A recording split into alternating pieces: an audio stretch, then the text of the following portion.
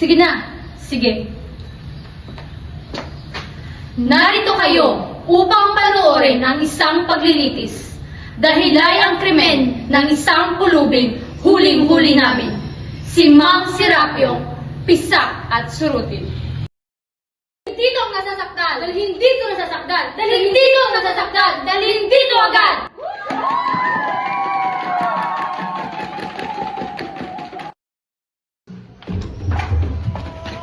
Saan ba ako dadalhin? Baba! Bilisan mo! Bilis!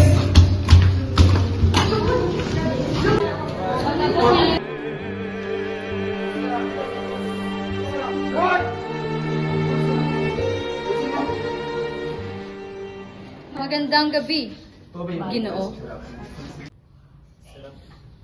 Magandang gabi, Rino. Silencio! Huwag kang magsasalita habang kami nagsasalita! Bastos ang nagsasalita habang may nagsasalita pa! Patawarin ho ninyo siya. Patawarin ho ninyo siya. Talagang ganyan na ho ang wala. Mangyan niya ang suliranin ng mga makapangyarihan katulad namin. Tuminig ka ng tuwid! Ba't ka magalaw ng galaw? Gusto ko lang malaman kung anong krimen ko. Hindi mo ba alam? Hindi ho. Hindi nila sinabi sa'yo? Hindi. Hindi ho. Problema mo na yon. Pag-aaruga ng bata ang krimen niya. Pag-aaruga ng bata!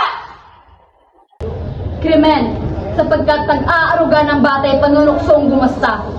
Sa makatuwid, nawawala ng pera ang federasyon. Narinig siyang nagsasalita sa anak niya. At alam pa nila ang pangalan niya. Sol. Formalidad na lamang itong paglilitis. Formalidad na rin ho ang hatlo ko. Ang parusa niya ang nais panoorin ng mga pulubing ito. Siya ay bubulagin.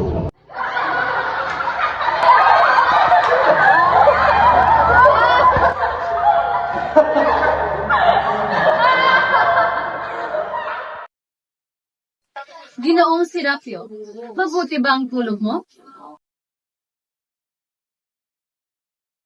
Nakakain ka na ba? Oo. Magaling! Handang-handa ka na sa paglilitis mo. Ilang araw mo nang suot ng kami sa dentro mo? Ikaw ba ay naghilamos na? Naligo? Nagpunas na lamang? Naspray mo na ba siya? Ituloy ang panlilitis. Sa aking 100 na taon sa federasyong ito bilang isang hukom, wala pa akong nakikita kasindaldal ng dalawang ito. Ituloy ang panlilitis. Bueno, Ginoong Serapio, sabihin mo sa amin. Tumitig ka ng tuwid! Sabihin mo sa amin ang pangalan mo. Pangalan! Serapio ho. Serapio? Serapio? Serapio? Ho? Serapio? Serapio? Ano ho? Serapio ano? Serapio. Serapio, Serapio? Hindi ho. Serapio lang. Serapio lang? Okupasyon? Okupasyon? Wala. Wala ho. Ano? Wala kang okupasyon? Wala ho. Hindi ba isa kang pulube? Oo. Okupasyon mo yun? Klasifikasyon. Klasifikasyon. Klasifikasyon? Klasifikasyon! Ano ang klasifikasyon mo bilang isang pulubi? Nagmamakaawa o aliwan? Papunwari o karaniwan? Ikaw ba'y nagrerenta ng sanggol o bata upang akitin nga ang mga luha ng madla? Yan ang uring nagmamakaawa. O, tumutugtog ka ba? Silendro o gitara? Drum o kahit na banda? O rondolya? Kasama ng sayaw? O kung hindi na may kanta, na madlay maliw at bigyan ka ng kwarta? Yan ang uring aliwan. Maari naman din nagkukunwari ka. Ika'y pinaglihis sa isang palaka. O kung hindi naman, ika'y isang palso. Ngunit isang palsong palsipikado. Pakunwaring bingi, bulag, pilay, pipe, madlay madayaman, ikaw na may yayaman. Yan ang uring pakunwari. Walang guni-guni ang nasa huling uri. Mga tunay na pipi, bulag, pilay, bingi. Walang guni-guni. Wala rin salapi. Talagang ganyan ang buhay ng nasa huling uri. Ang uri ng karaniwan. Alin ka sa apat? Nagmamakaawa o aliwan? Pakunwari o karaniwan? Ang huli ko. Ginoong ko, ano ang gagawin namin ngayon? Patibayin na ninyo ang krimen niya. Patitibayin mo ang krimen niya! Patitibayin mo ang krimen niya! Bueno, Ginoong Serapio, may asawa ka ba? Isang kabiyak. Isang babaeng bumabahagi sa puso mo. Babae na kasal sa harap ng altar, sa opisina ng gatpuno o iba pang lugar. Oh, Ginoong Serapio, sagutin mo ang tanong. Napakasimple! Ginoong Serapio, hindi ka dapat nahiya. Sabihin mong totoo, may asawa ka ba? Wala ako. Iibahin ko ang tanong. May asawa ka ba noon? Asawa na ngayon nagsasaya sa bahay ng Diyos o bahay ng iba? O ano? Malinaw na malinaw ang tanong ngayon. May asawa ka ba noon? Nakakapagtakay ang katahimikan mo. May asawa ka ba noon? Oo. Ayan! Ngunit, siya ay patay na. Ah, wala. Basta inamin mong may asawa ka nga. Magaling! Napakabilis ng ating mga paglilitis, sapagkat ang ating mga tagapagtanong ay matatalino at magagaling.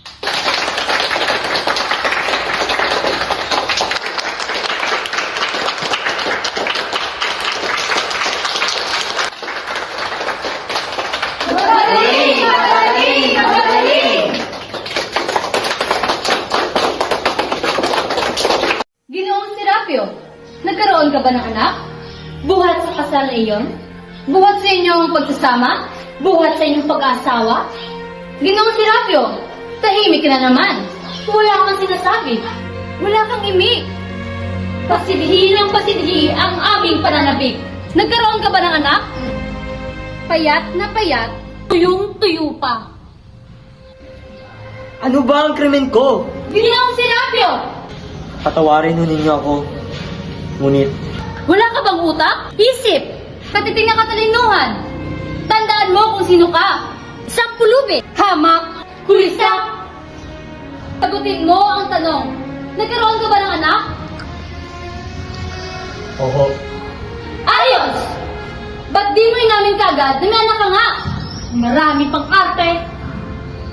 Ano ho ang krimen ko? Umupo ka at malalaman mo. Ang pangalan ng anak mo ay Sol, hindi ba? Oo. Paano ho ninyo nalaman? Marami kaming alam tungkol sa'yo.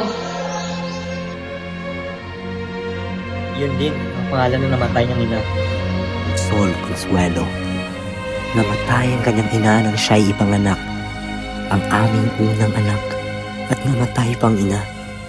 Isang babaeng tahimik na may ngiting nagpapahiwatig ng simoy at tubig ng batis.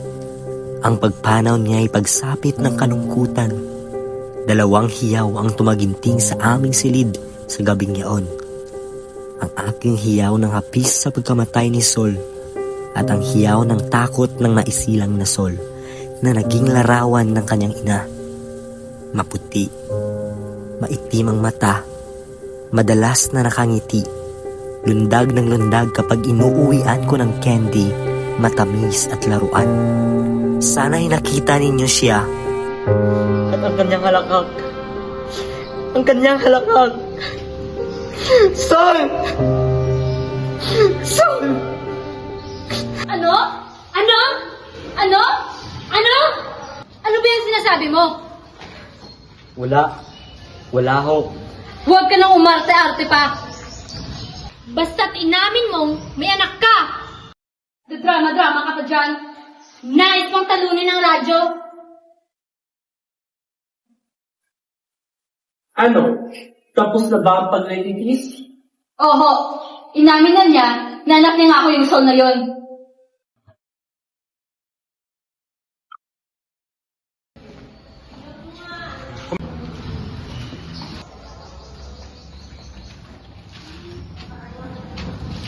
Ito ho ang kahon ng mga instrumentong ginagamit sa pagpaparusa ng mga kasapi. Humahanga ako sa mga parusa ng federasyon, ubod ng karunungan at pag-unawa sa katotohanan ang pagkakawang gawa ng mga parusa. Halimbawa, ang pagpipi, ang pagpilay kaya. Pagpalagay nating bulag ang kriminal at nakikinabang sa pagkabulag niya. Hindi ba tataas ang kita niya kung pilay rin siya? Bulag na, pilay pa. At hindi lang siya ang makikinabang, ang federasyon din, sapagkat tataas ang kanyang abuloy sa federasyon. Yan ang tinatawag na maunawaing parusa.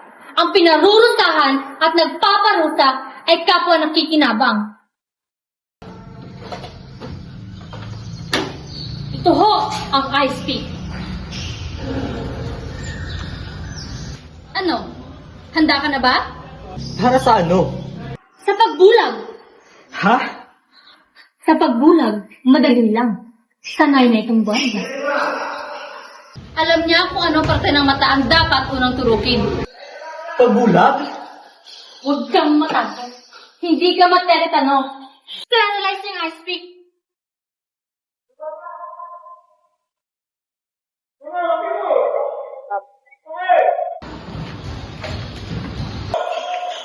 Dali niyo nga siya rito. Tara na.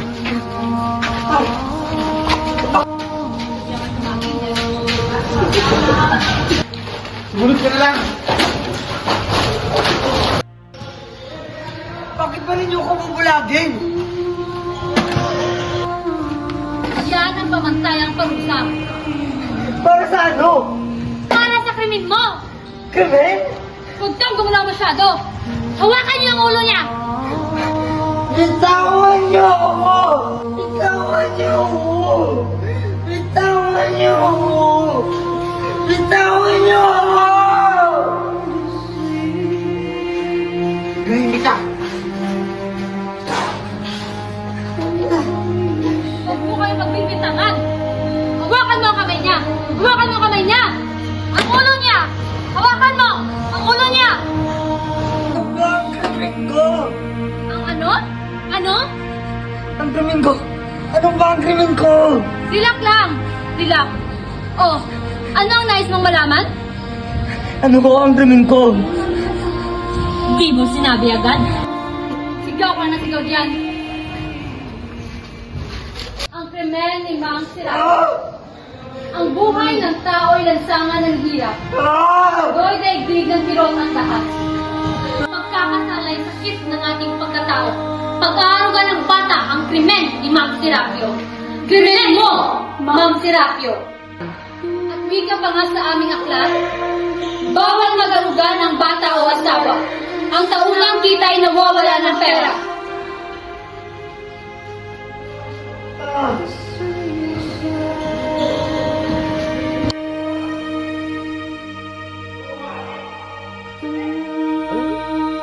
Ginagasta mo ang pera ng federasyon para sa isang bata.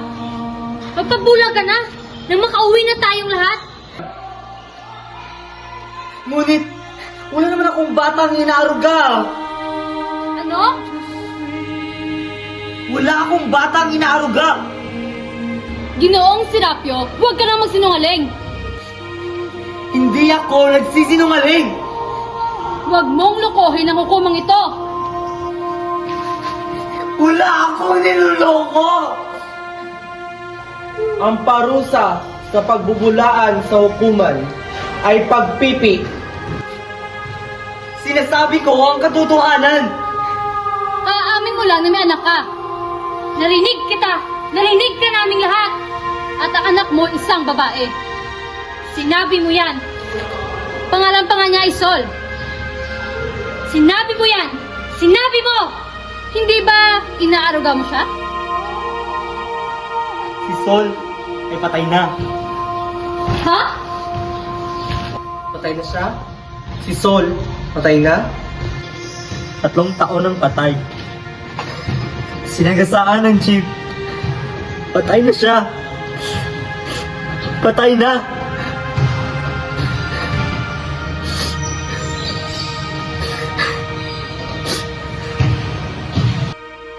Tunay na malungkot ang iyong kwento.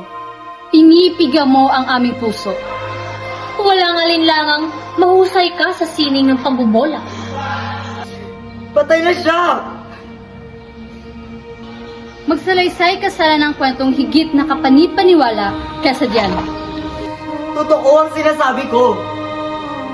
Totoo ha? May 3 saksi kami. Ginoo, 3 saksi na nanubok sa'yo araw-gabi. 2 linggo silang nagbantay. Mga saksi sila sa krimen mo. Nagsisinungaling sila! Wala akong batang inaaruga! Titignan natin. Lalabas din ang katotohanan. Kung sila ang nagsisinungaling, sila ang parurusahan. Ngunit kung ikaw ang sinungaling,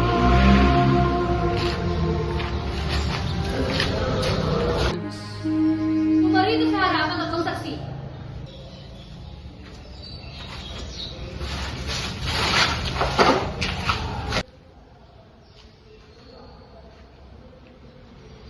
Kayo na naman? Oo. Kayo na lang palagi ang napapabulag sa iba. Talagang ganyan lang po ang buhay. Tagapagtanggol lang mo kami ng kalinisan nitong federasyon. Mga patnubay ng kabutihan nitong mga lipunan. Kayo ba ang una ng sumbong ng kanyang krimen? Oo. Wes, ayon ho sa batas ng aming federasyon, kung mapatunayan nila ang kanilang sakdal, kanila na ang lahat ng kasangkapan ni Ginoong Serapio at 10% ng kanyang kinikita.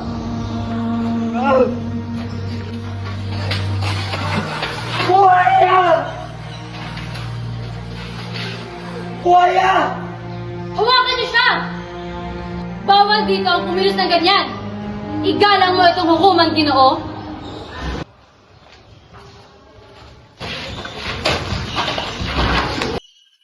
Ngayon, mga ginang itong marangal na federasyon, sabihin ninyo ang inyong nakita kagabi.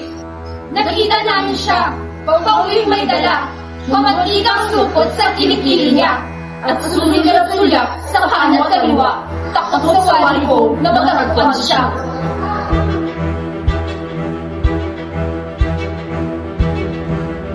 Takot sa wari ko na matagpuan siya. Sinagyan namin siya hanggang sa bahay niya. Nagtagot kami, narinig namin siya. Heto na, Sol. Kumain ka na at isuot mamaya ang damit mong pula. Heto na, Sol. Kumain ka na at isuot mamaya ang pula mong damit. Ginoong Sirap, pinalantangan kita ng krimen pag-aaruga ng bata. Bubulagin ka ngayon din! Yun ba ang katibayan ninyo? Oo, masaya na kami. Kulang pa yung katibayan ninyo! At ano ang kakulangan? Si Sol, aking buhay na anak. Mga tanga ang mga espiya ninyo! Huwag kang magsasalita ng ganyan sa harapan namin. Kami mga opisyal itong hukumang ito. Akala ninyo inahuli na ninyo ako, ano? Akala ninyo may isa sa inyo nakakita sa buhay na anak ko? Wala! Wala ba sa inyo nakakita sa anak niya? Narinig naman namin siya nagsasalita sa anak niya. Gabi-gabi, buong linggong nanubok kami. At kaya namin alam na alam ang mga sinasabi niya ay sapagkat Nagsisinungaling silang lahat! Nagsisinungaling silang lahat! Nagsisinungaling silang lahat! Ginoong Serapio! Dalhin niyo rito ang anak ko kung buhay pa siya! At bulangin ninyo ako! Kami nagpadala na, Ginoo. Kadina pa, ng 3 kasapi nitong federasyon upang agawin ang anak mo sa karaniwang oras ng pag-uwi mo. Nakarating na sila.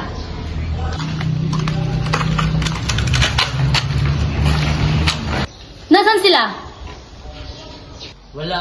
Anong wala? Hindi ba kayo pumunta sa bahay niya? Oho. Hindi yun nakuha ang bata? Wala hong bata ron. Kung nagsisinungaling ka, Hindi ho. Wala ho kaming makita. Wala ho. Hindi isang baul.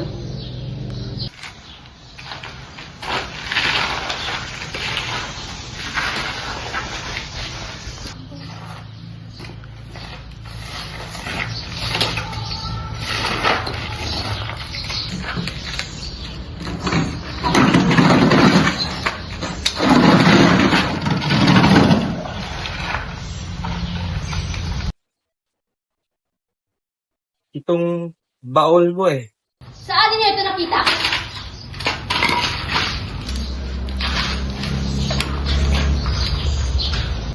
Sa barong-barong ho niya.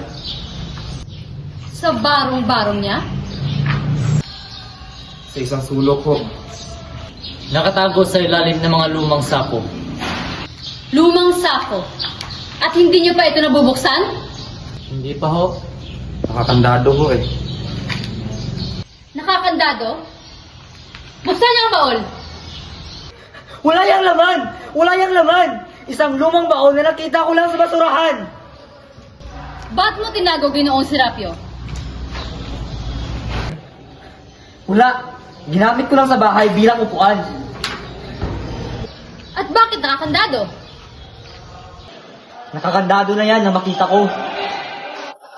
Nagsisinungaling ka, Ginoong Serapio. Bagong-bago ang kandado. Walang bakas ng kalawang. Ikaw ang nagkandado nitong baol. Nakakandado na yan na nakita ko! Kung ganoon, Ginoong Serapio, hindi mo daramdamin ang pagbubukas namin ito. Buksan ang baol!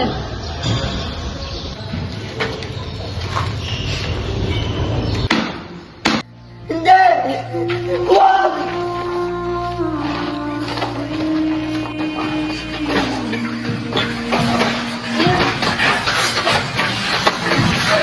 Ginoong Serapio, pinapawisan ka. Wala yang laman! Bakit mo alam, Ginoong Serapio? Nagsinungaling ka kanina. Nabuksan mo itong baol. Hindi! At ang kandado ay iyo. Hindi! Hala! Buksan mo! Huwag! Bakit, Ginoong Serapio? Akin yung baon! Inamin mo rin. Huwag din ang buksan yan! Bakit? May tinatago ka ba sa amin? Baliwala sa inyo ang laman yan! Titignan natin. Ituloy ang pagbubukas. Hindi nyo dapat makialaman yan! Kailangan ba kayong makialam sa buhay na may buhay? Ginoong Serapio! Kailangan ba kayong makialam sa amin? Serapio! Hindi nyo dapat makialaman yan! Sasabihin ko sa iyo kung ano ang malalahat pag nabuksan namin ito. Katibayan ang krimen mo! Ano ang tinatago mo dyan? Ang mga damit mo? Ang mga laruan niya? Ituloy ang pagbubukas! Huwag! Wala kang kapangyarihan sa hukumang ito, Ginoo. Ngunit akin yung baol! Eh ano? Eh ano? Huwag ninyong buksan yan! Pigilin mo kami! Pigilin mo kami! Papatayin ko kayo! Papatayin ko kayo! Huwag ka!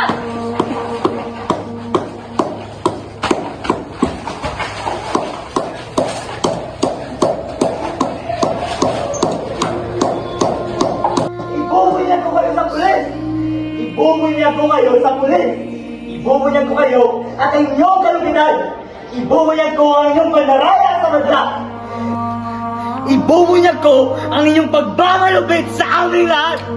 Ibubunyag ko ang inyong sadyang pagbababaya sa mga matatandang kasapi. Ibubunyag ko itong federasyon sa mga pulis. Walang makakatulong sa iyo, Ginoong Serapio. Wala! Ni mga pulis, mga payagan, o kahit sino man sa mundong ito.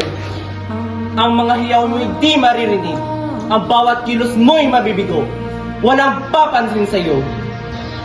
Dumaing ka pa at bukas makalawa, makikita ang iyong magang katawan sa mga itim na bulaklak ng Pasig. Tandaan niyo yan! May 40 pesos kayong dapat ibigay sa federasyon araw-araw. At kung hindi, kung kayo'y nakakakita, pipitasin namin ang inyong mga mata. Kung kayo'y nakapagsasalita, puputulin namin ang inyong mga dila. At kung kayo'y nakakalakad, babasagin namin ang inyong mga buto. At kung hindi pa rin ninyo susundin ang batas na ito, ang bawat daliri ninyo ay isa-isang tatanggalin. Malungkot ang buhay sa federasyon na ito. Ngunit kasapi na kayo hanggang kamatayan.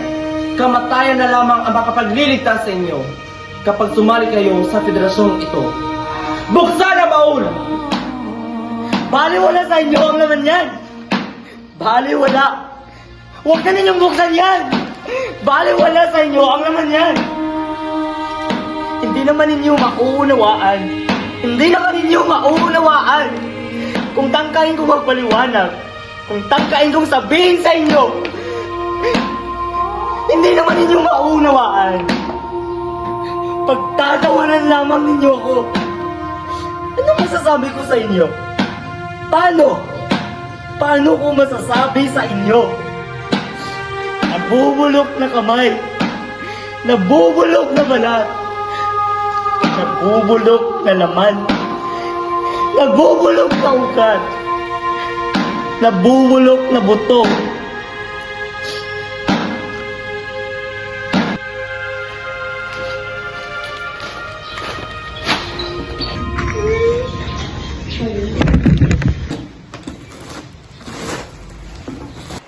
Manika?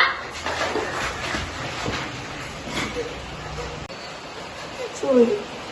Sol! Si Sol!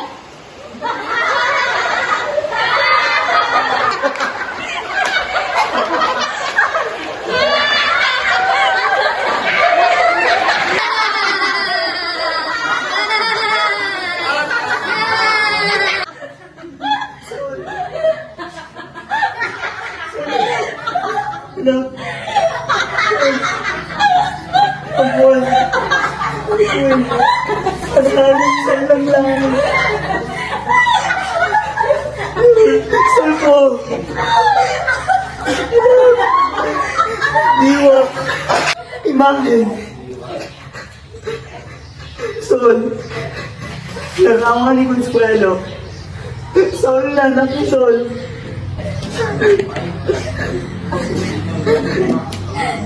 Sol! Kristal at diwa! Diwa! Diwa! Ang buwan! Ang bituin! Ang langit! Ang hangin! Ang sinag! Ang araw! Sol! Ang araw! Sol! Ang araw! Sol!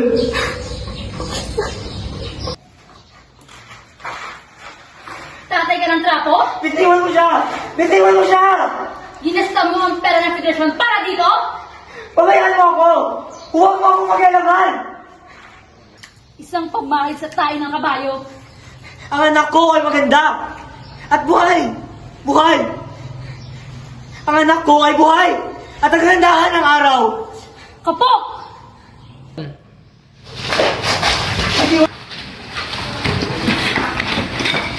Kunin mo siya! Sol!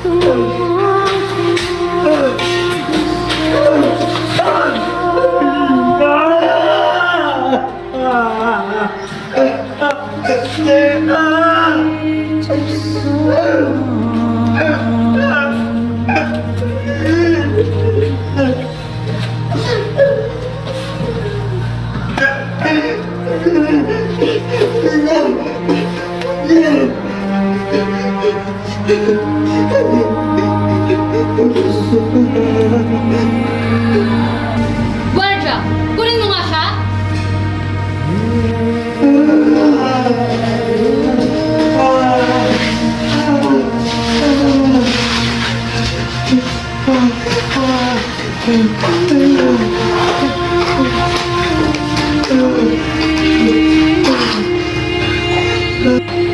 Paminsan-minsan na lang itong mga paglilitis.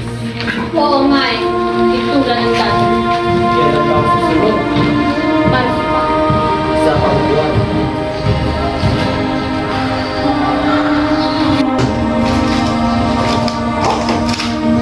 Umaasa kami na nauunawaan ninyo kung bakit kami napilitang parusahan si Serapio. Tinuturuan niya ang mga kasaping magkaroon ng mga haraya, ang mga pangarap na di naman natutupad at dadagdag lamang sa kanilang lubay. Ang ginawa niya ay nakasisira sa mga kasapi nitong federasyon. Ang anumang federasyon ay nangangailangan ng kaayusan ng mga batas. Ang maninira nitong kaayusan ay mapanganib.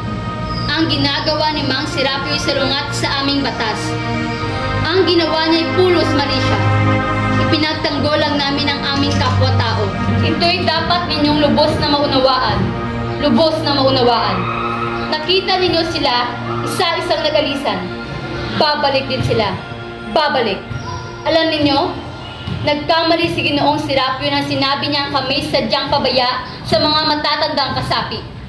Ang mga matatandang kasapi, ang mga matatandang pulubi, ang siyang mismong ayaw mabuhay. Pilitin mo man sila, ayaw nilang kumain. Umiinom lang ng kaunting tubig araw-araw, sapagkat wala silang makita kundi karimlan sa langit at hinihintay na lang nila ang pagdapon ni kamatayan sa kanilang durungawan. Bali-bali na ang aming pakpak. Wala sa amin ang lakas upang liparin ang napakataas na pader ng konkreto. Marahil ay ibinitin na nga ni Mang Serapio sa harap namin ang susi sa aming pilitan. Ngunit napakahirap hiwain ang sarili at ilantad sa pag-ibig. Ang balon ay malalim at nasa kailaliman ang nasang lumipad at hanapin ang sinag ng araw. Ngunit ang gula-gulanit na diwa'y mahinang gumawagayway lamang.